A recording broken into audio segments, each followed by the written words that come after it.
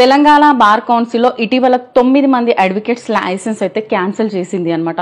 So ఎందుకంటే వీళ్ళు fake educational certificate ఏదైతే డాక్యుమెంట్స్ అనేది సబ్మిట్ చేసి వీళ్ళు ఎంట్రీ ఇచ్చారనమాట లీగల్గా.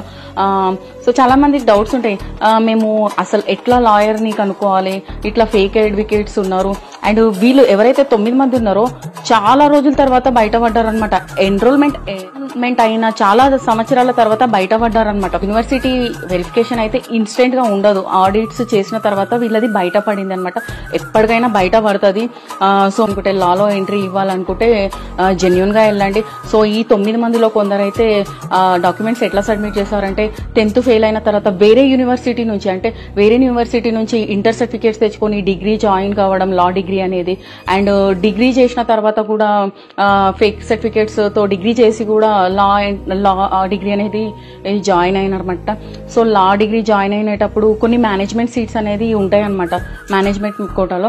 సో వీళ్ళు అందరు 9 మంది కూడా ఎవరు ఎంట్రన్స్ రాయలేదు. వీళ్ళు డైరెక్ట్ గా మేనేజ్మెంట్ కోటాలో ఒక సీట్ అనేది తీసుకొని వాళ్ళు ఎడ్యుకేషన్ అనేది చేసిరనమాట.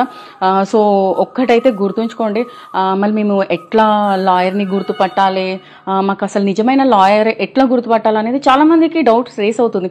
సో మనమైతే వెళ్ళి ఎన్రోల్మెంట్ నంబరు, ఎడ్యుకేషన్ క్వాలిఫికేషన్ అన్ని డీటెయిల్స్ అడగలేము కాబట్టి, సో లాయర్ అంటే ఒక గౌరవప్రదమైన వృత్తిలో ఉంటారు కాబట్టి మనము వాళ్ళని అడగలేము, ప్రశ్నించలేము. సో మీరైతే నిజంగా ఒక లాయర్ని నిజంగా ఫైండ్ అవుట్ చేయాలంటే గూగుల్ రీసెర్చ్ చేయండి, వాళ్ళ రివ్యూస్ చూడండి, వాళ్ళ యాక్టివిటీస్ చూడండి. మీరు లాయర్ ఆఫీస్కి ఫేస్ టు ఫేస్ వెళ్ళి మాట్లాడండి. మీరు పదే ప్రశ్నలు అడిగినప్పుడు వాళ్ళు మీకు చెప్పే విధానంలో మీకు తెలిసిపోతుంది అనమాట ఆ లాయర్ గురించి.